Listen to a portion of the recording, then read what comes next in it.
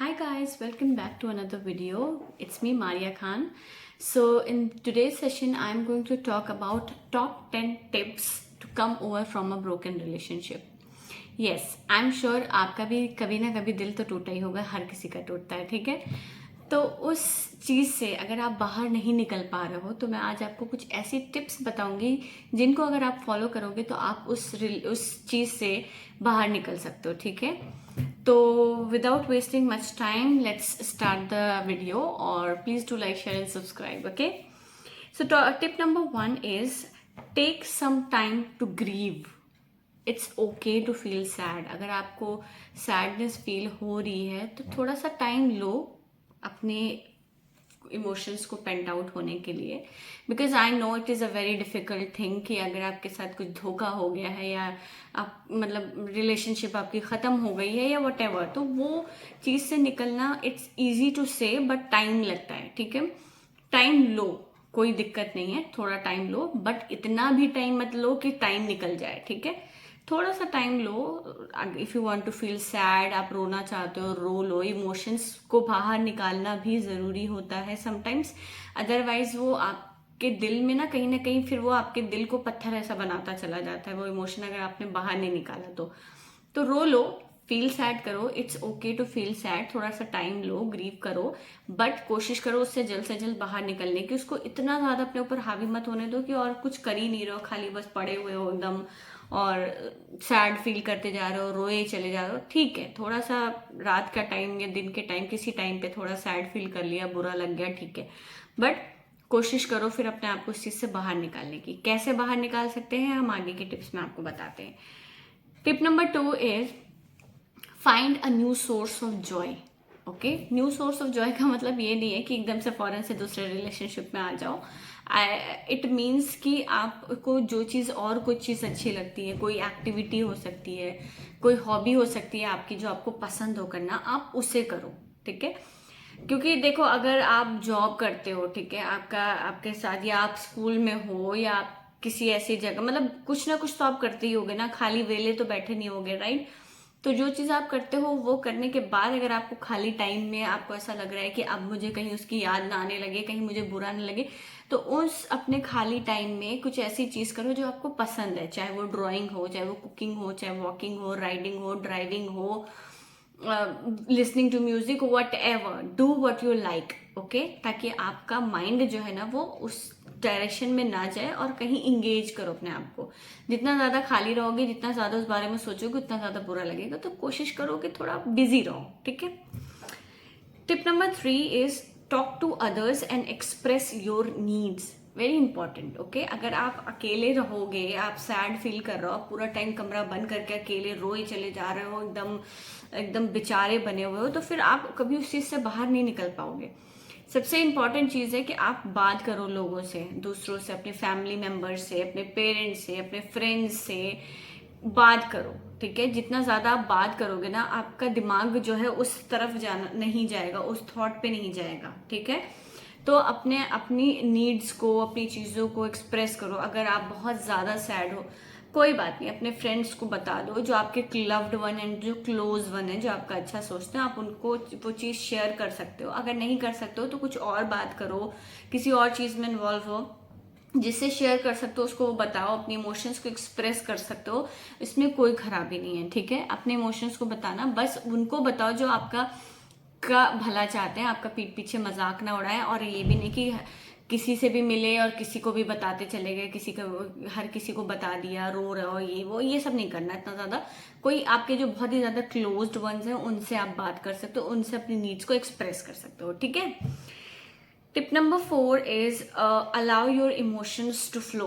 Okay, ये वही points के साथ ही एक चेन वाला है कि अगर आपका दिमाग पे वो सारी चीज़ें आ रही हैं बार बार, तो अपने इमोशंस को बाहर निकालो, ठीक है। इतना ज़्यादा अपने ऊपर उस चीज़ को हावी मत होने दो। इट्स ओके, इट्स ओके, ठीक है।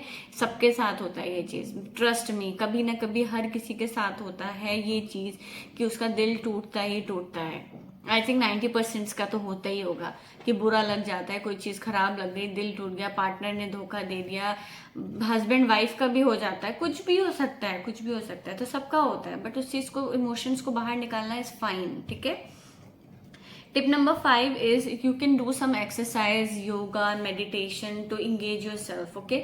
जैसे मैंने बताया, खाली रहोगे तो ज़्यादा बुरा लगेगा, तो उस खाली टाइम में जब बहुत ज़्यादा याद आ रही है या एकदम लग रहा है कि दिल एकदम भर गया, अब नहीं हो पा रहा है, नहीं एकदम कर पा रहे हो, तो बिजी कर लो, कहीं कुछ और कर लो, योगा कर लो, एक्सरसाइज कर लो, मेडिटेशन करो, बहुत अच्छा लगता है एक्सरसाइज करके, सब करके। और इससे एक बेनिफिट ये भी होगा कि आप इतना थक जाओगे ना कि जब रात में आप बेड पे जाओगे ना तो आप सो जाओगे।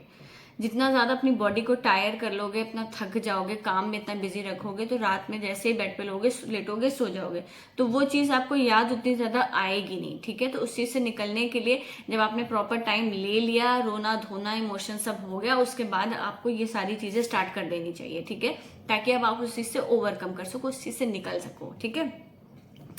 Next point is you need to avoid such activities that reminds you of your ex, okay? आपको ऐसी एक्टिविटी नहीं करनी है जो कि आपको उसकी याद दिला रही हो, ठीक है। फॉर एग्जाम्पल, आपको कोई ऐसा गाना नहीं सुनना है जो आप उसके साथ सुनते थे या जिसको सुन के आपको उसकी याद आ रही हो, specially sad songs, broken songs, you know, बहुत सारे होते हैं जो इतने सैड सॉन्ग होते हैं कि अगर आप पर रिलेशनशिप टूटा नहीं भी हो ना, तब भी आप फील करने लगते हो, रोने लगते हो। तो कोई ज़रूरत नहीं है ऐसे गाने सुनने की। अगर आप इस स्टेज पे हो कि आपको बहुत ज़्यादा याद आ रही है, नहीं, मत सुनो, एक टाइम ले लो, रोने धोने का, ख़त्म करो उस चीज़ को। अगर आपको उसकी किसी चीज़ की वजह से याद आ रही है तो अपना माइंड वहाँ से डिस्ट्रैक्ट कर लो, हटा दो अपना माइंड वहाँ से, कुछ और करने लग जाओ, बट उसको याद मत करो। जितना ज़्यादा याद करोगे आपके दिल से वो चीज़ नहीं निकलेगी। ट्राई टू दूर हो जाओ, try to just maintain as much distance as you can from those memories, okay. जितना दूर रहोगे उतना ज़्यादा जल्दी उस चीज़ से बाहर निकल सकोगे, क्योंकि रोने धोने से, याद करने से कोई वो वापस तो लौट के आ जाएगा नहीं या आ जाएगी नहीं, तो क्या फ़ायदा उस चीज़ को याद करके। मेंटेन डिस्टेंस, दूर रहो, ख़त्म, simple. Next point is think about your loved ones, it is very important, ठीक है। क्योंकि ऐसा होता है कि कुछ लोग इतना ज़्यादा अपने रिलेशनशिप्स की वजह से टूट जाते हैं कि फिर वो गलत स्टेप्स उठा लेते हैं, सुसाइड कर लेते हैं, ये सब थॉट आने लगता है, अपने आप को बिल्कुल एलिनेट कर लेते हैं, एकदम अपने फैमिली से, अपने भाई बहनों से एकदम दूर हो जाते हैं किसी से। ये नहीं करना, आपको उनके बारे में सोचना है, अपने पेरेंट्स के बारे में, अपने सिबलिंग्स के बारे में, जिनके साथ आपने अपनी पूरी ज़िंदगी बिताई है। अपने पेरेंट्स के बारे में सोचो जिन्होंने एक एक दिन तुम्हारे लिए कितना किया है, ठीक है। Because being a mother of a 2-year-old girl, I understand कि हम एक एक दिन अपने बच्चे के ऊपर कितना ज़्यादा देते हैं, और कल को वही बच्चा उठ के एक किसी पर्सन की वजह से, किसी थर्ड पर्सन की वजह से, जिसने सिर्फ कुछ साल उसके साथ रिलेशनशिप था, अपना 20-22 साल का पेरेंट्स के साथ अलग हो गए, उनको अपसेट करो, कोई फ़ायदा नहीं है। उनके बारे में सोचो कि उन्होंने कितना किया है आपके लिए, उनके लिए जियो, उनके साथ खुश रहो, उनके लिए हैप्पी रहो, उनके लिए जियो, ठीक है।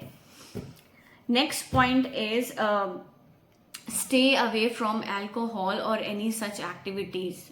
ये बहुत ही रॉन्ग नोशन है कि अगर आप ये सब चीज़ें में इन्वॉल्व हो जाओगे, इंडल्ज हो जाओगे, तो आपको बहुत सुकून मिलेगा, आप उससे जल्दी बाहर निकल आ पाओगे, नहीं, बल्कि आप और दूसरी चीज़ में ट्रैप हो जाओगे। एक तो पहले वो उसी से में निकल रहे थे, अब इस एक्टिविटी में पड़ गए, स्मोकिंग में, अल्कोहल में, अब इससे बाहर निकलने के लिए परेशान रहो, तो कोई फायदा नहीं है, ठीक है। इन सब चीज़ों से दूर रहो, बिल्कुल ही दूर रहो। सबसे ज़्यादा स्टेप मैंने देखा है, सबसे पहले लोग यही करते हैं कि जैसे रिलेशनशिप टूटा वैसे ही बन गए शराबी। नहीं, कोई ज़रूरत नहीं है, उस चीज़ को अवॉइड करो। ज़्यादा ही अगर कर रहे हैं, ब्रोकन रिलेशनशिप से निकलना है, तो कुछ अच्छी चीज़ करो और प्रूफ करो अपने आप को कि कल को वो तुम्हें देखे तो उसको अफसोस हो कि अरे यार मैंने इसको छोड़ दिया था, ठीक है। अपने आप को प्रूफ करो, अपनी स्ट्रेंथ पे वर्क करो, अपने वीकनेसेस को अपनी स्ट्रेंथ बनाओ, ये सब चीज़ें करो। ये क्या है, शराब पीने बैठ गए, स्मोक करने बैठ गए, क्या मिलेगा ये सब करके, खुद ही को तो बर्बाद करो। वो तो निकल लेगा, दूसरे पार्टनर के साथ शादी कर लेगा, क्या बच्चे कर लेगा, आराम से फ्यूचर में सेट हो जाएगा, तुम पड़े रहोगे शराबी जुआड़ी की तरह, तो कोई फायदा नहीं है उस चीज़ का, ठीक है। Don't indulge in these activities. Thought आ भी रहा है तो भी उस थॉट को निकाल दो, ताकि बाकी सारी चीज़ें करके, ठीक है। Point number 9 is you have to be positive, be positive in the sense कि उस चीज़ को पहले तो ये चीज़ को माइंड में बैठा लो, भाई हर किसी का ब्रेकअप होता है कभी ना कभी, 90% लोगों का होता ही होता है। बहुत कम ही लोग होते हैं जिनकी को उनका प्यार मिल जाता है, बहुत कम ही लोग होते हैं जो जिनको वो चाहते हैं और वो हमेशा लाइफ टाइम उनके साथ अच्छे से रहते हैं, सभी का होता है। तो इतने सारे लोग जब सब झेल के निकल ले रहे हैं उस चीज़ से, तो आप क्यों नहीं निकल सकते हो? तो बी पॉजिटिव, उस चीज़ को सोचो कि हाँ आप भी उस चीज़ से निकल सकते हो बाहर, और निकलोगे एंड 100% निकलोगे, ठीक है। तो पॉजिटिव रहना है कि ठीक है ये हो गया, इसकी वजह से ये आपकी ज़िंदगी बर्बाद नहीं हो गई, अभी बहुत कुछ है आपके अंदर, बहुत सारी स्ट्रेंथ्स हैं, अपनी स्ट्रेंथ पे काम करो, अपनी चीज़ों को और डेवलप करो, अच्छे से करो, पढ़ाई अच्छे से करो, अच्छी जॉब करो, पैसा कमाओ, ऐश करो, क्या बैठे हुए हो उसके चक्कर में, उसके बारे में सोचना छोड़ दो, पॉजिटिव रहो, ठीक है। लास्ट पॉइंट बहुत ही इंपॉर्टेंट पॉइंट है, which is forgive them and forget them. माफ कर दो उन्हें और भूल जाओ। जब तक दिल में नफरत रखे रहोगे किसी के लिए, किसी इंसान के लिए, अगर आपने दिल में इतनी नफरत रखी है, वो नफरत कभी आपकी खत्म होगी ही नहीं, ठीक है। तो नफरत नहीं करना है, दिल में उसके लिए नफरत मत रखो, भूल जाओ उसे और माफ कर दो। बहुत सुकून मिलता है कि भैया तुम्हारी करनी तुम्हारे साथ, मेरी करनी मेरे साथ। अगर तुमने मुझे धोखा दिया है, मेरा दिल टूटा है, हो सकता है कल को तुम्हारे साथ भी यही चीज हो। अगर तुमने मुझे इस तरीके से झूठ बोला, जो भी जिस वजह से भी आपका रिलेशनशिप खत्म हुआ है, ठीक है, उस बंदे को माफ कर दो, उसको छोड़ दो, भूल जाओ उसके बारे में। जिस दिन आपने उसको माफ कर दिया ना कि चलो छोड़ो मैंने तुम्हें माफ किया, उस दिन आपको खुद को अच्छा फील होगा।